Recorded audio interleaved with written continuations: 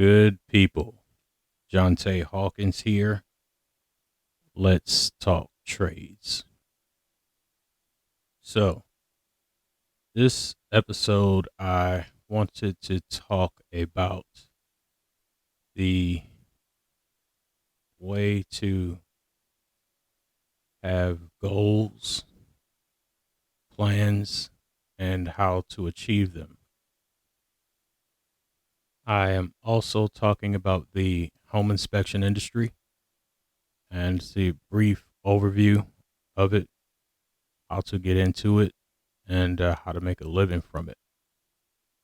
I am a licensed home inspector also. I don't do as many home inspections as I did in the past, but I still do them. So I'll talk a little bit about it and give you some information on it. And all of the links to the websites will be in the show notes. So before I get started, I wanted to thank my baby sister. If you're watching the video, I have on my new shirt with my newly designed company logo that was created by my sister, Janai Smith. She's the owner of GS Creations LLC. She does a lot of crafts. As you can see, she does the vinyl and the transfers. She does a lot of apparel. And her website is gscreationsllc.com. I will have the website in the show notes. Also, it will be on the screen in the video. So, thank my sister and check her website out. She's doing a lot of good things, and I love my shirt. So, let's dive into it. So, before I get into the home inspection, I want to talk about goals for a few minutes. I was an instructor at a high school before I transitioned back into private industry, and one of the things that I would instill in my students was to actually have a goal. I ran a instruction academy, so I basically had the same group of students the entire 4 years of high school,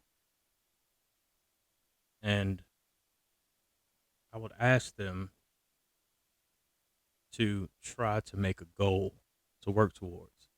Not to just blindly go through your high school career, and if you're going to college, to go to college without goals. Because once you have goals, you can create a plan. And once you have that plan, you can have a step by step process of what you need to achieve that goal and not just go through blindly. You'd be surprised how many times I heard, well, the first 2 years are general courses, or the first year are general courses anyway, so maybe I'll find something, or maybe I'll decide by then.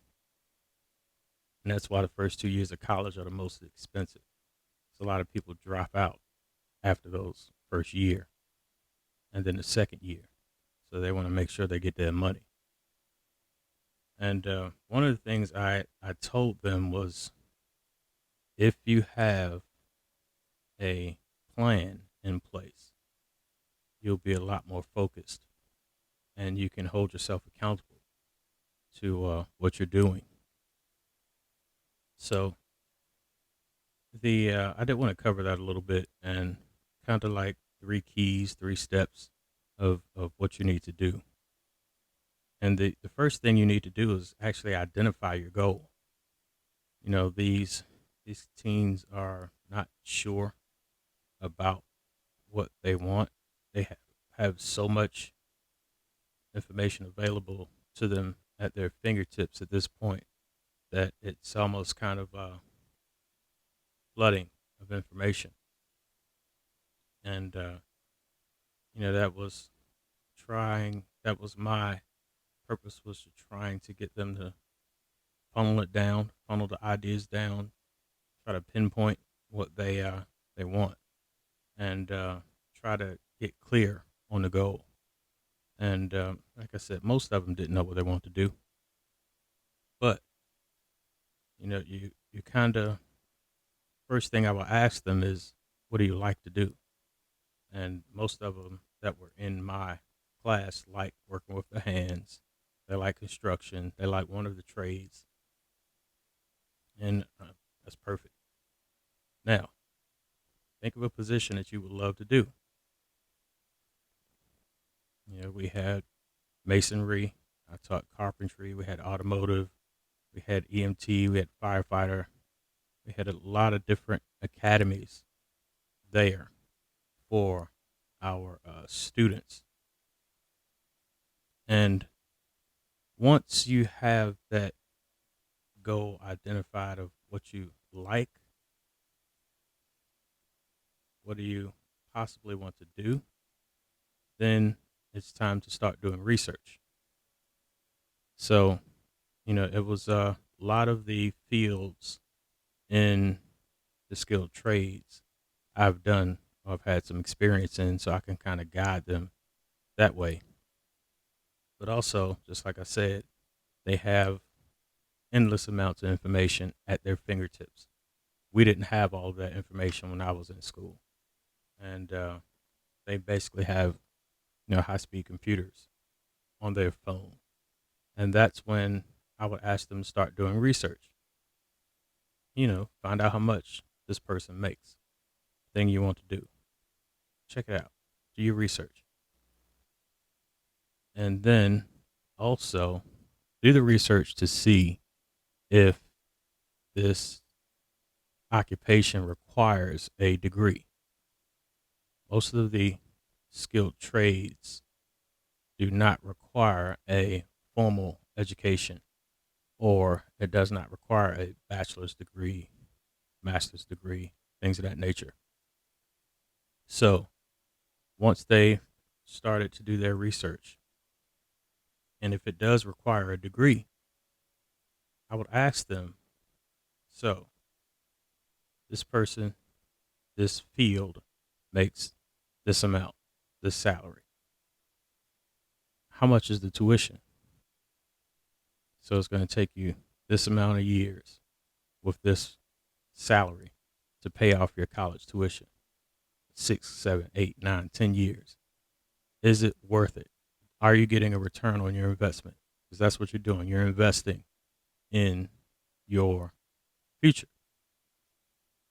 And oftentimes they wanted to take the fast route, which is not always best. I told them that it took time for me to get where I was.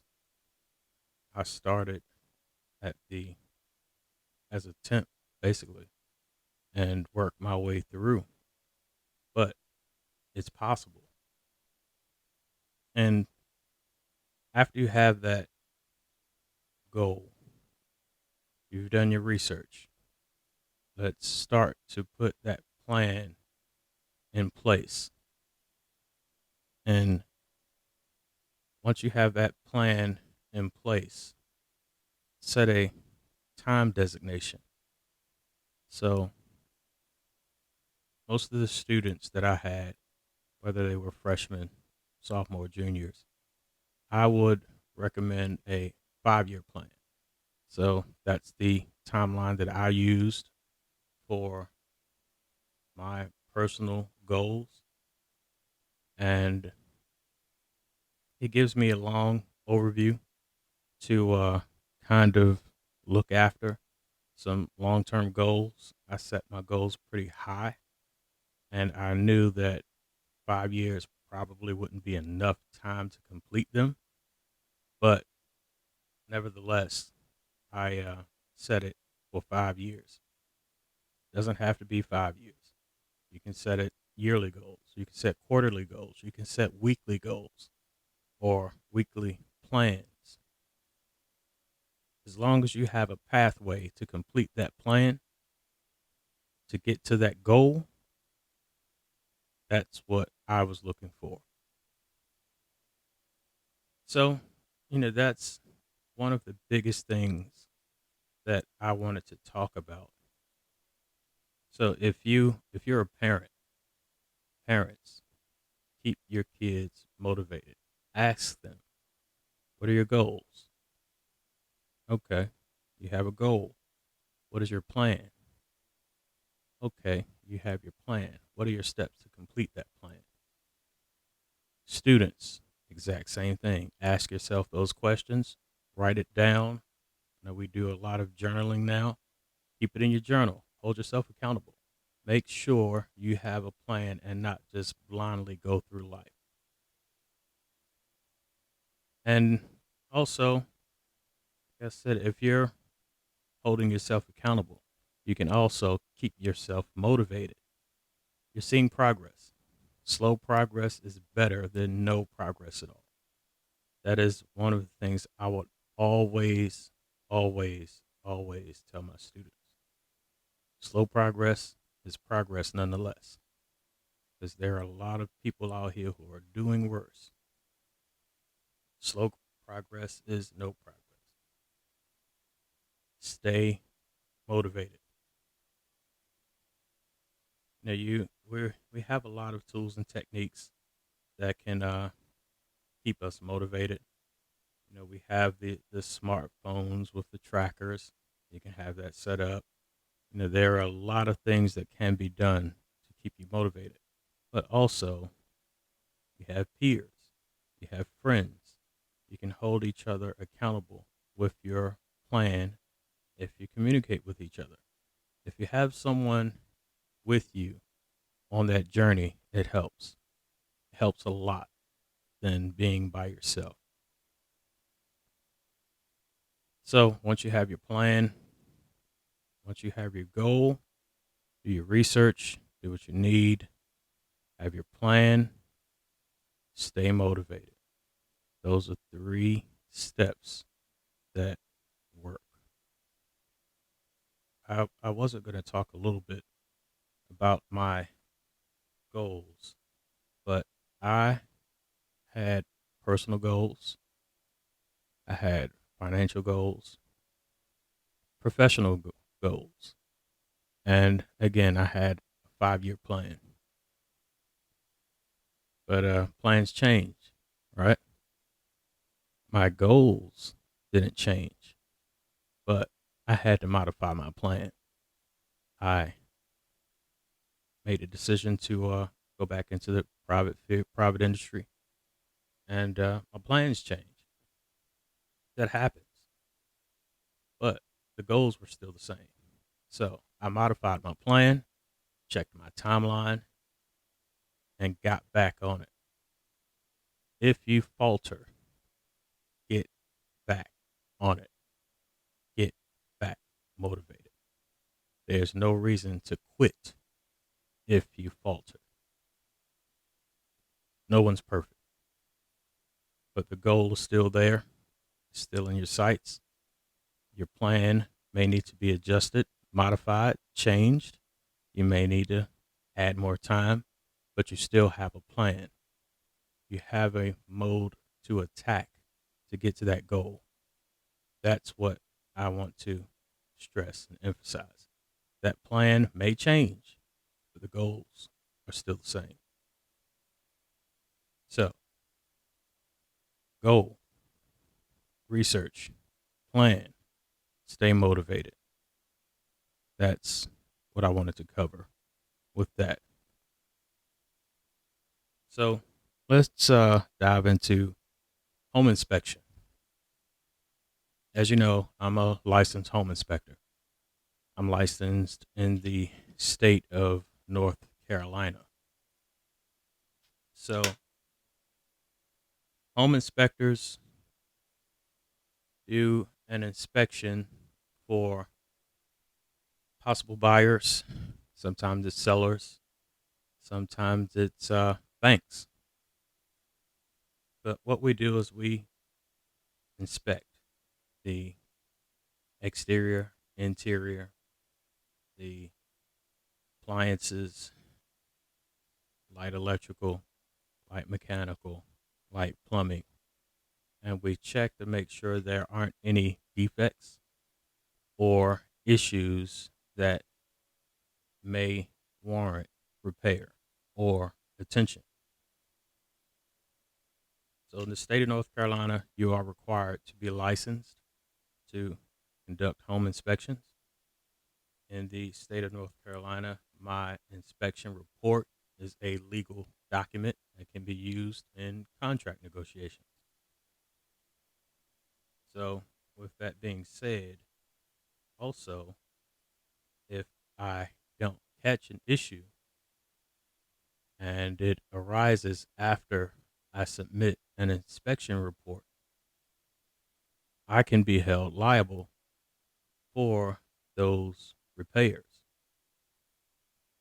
which is why, as a licensed home inspector in North Carolina, I am required to keep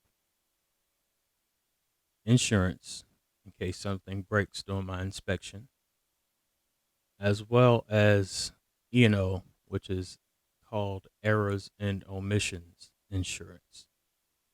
So the errors and omissions insurance would cover anything that I miss during the home inspection that possibly needs to be repaired, so that I would be covered if something were to be missed.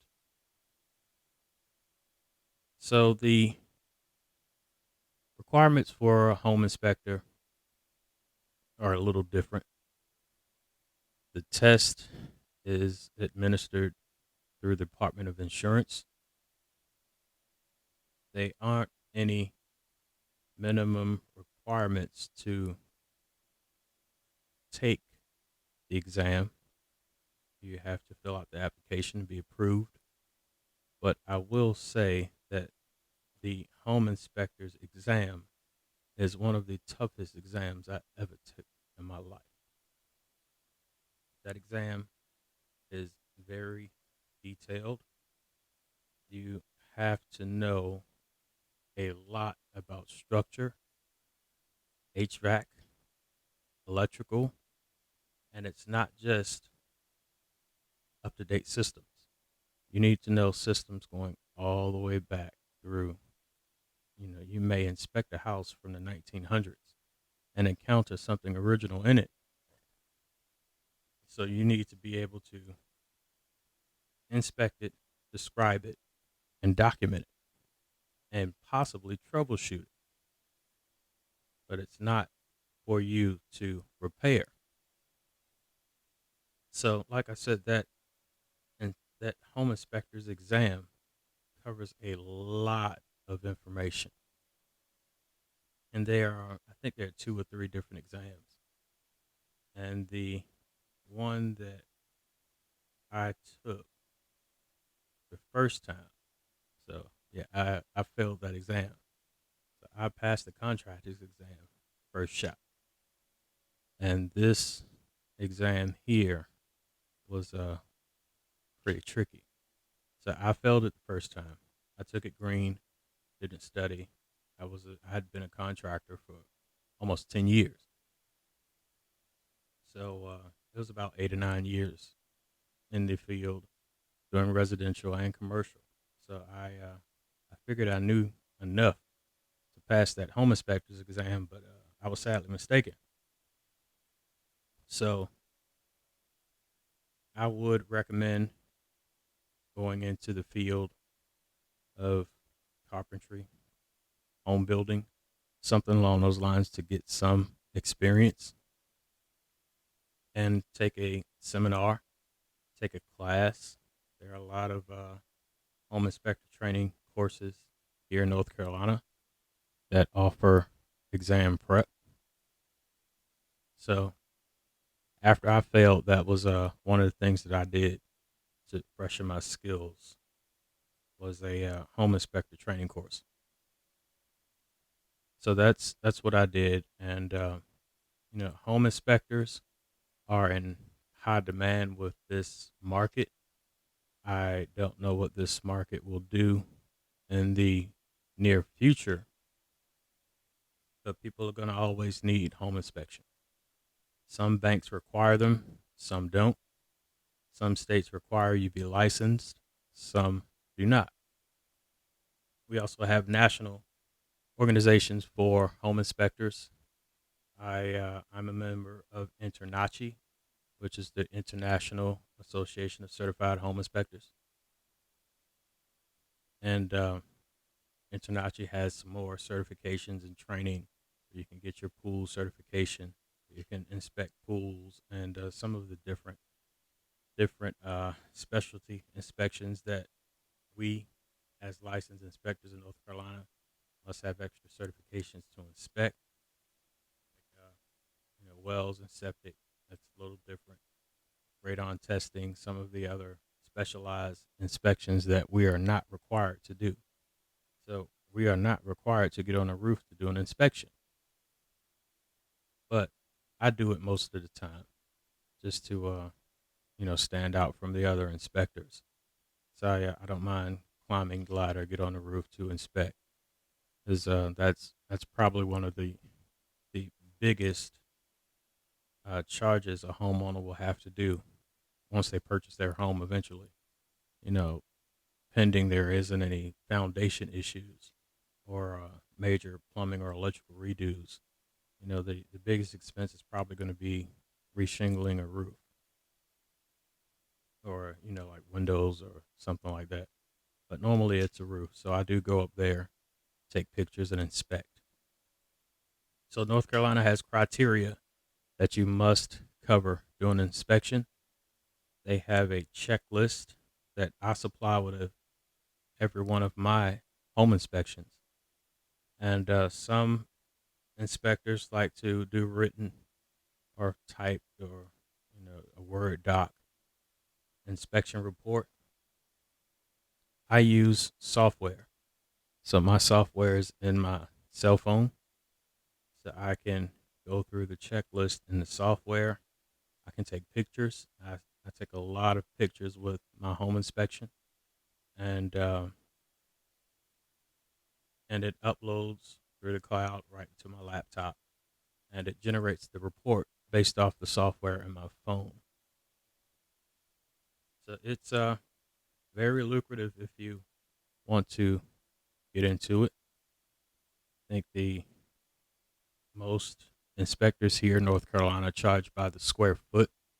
So my prices range from 350 for anything up to 1,500 square feet, up to seven, eight, $900 depending on the size.